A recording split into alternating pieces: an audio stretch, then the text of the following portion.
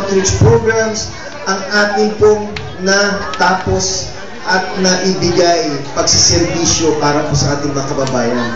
Wala po. Pati po mga NGOs, lahat ng mga sektor na nakikisa, nagbibigay programa at servisyo sa ating po mga kababayan. So ramdam na ramdam ang ating pong mga programa kahit na ano sulok sa ating bayan po na ito. At yung pang-apat, yung ating focus naman every December. No? Marami po sa inyo, bago po siguro pumunta dito sa ating mahal na bayan ng Imus, lagi nilang ina-expect, di ba yung Imus, yung tinatawag nilang Christmas capital noon? No? Dahil sa mga palamuti natin every December. No?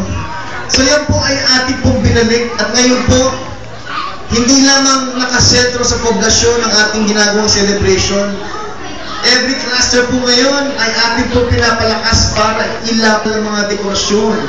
Nakilala ang Paskol sa Imus dahil dito lamang sa ating bayan na ito, lahat ng 97 barangays ay nakikiisa. Sila mismo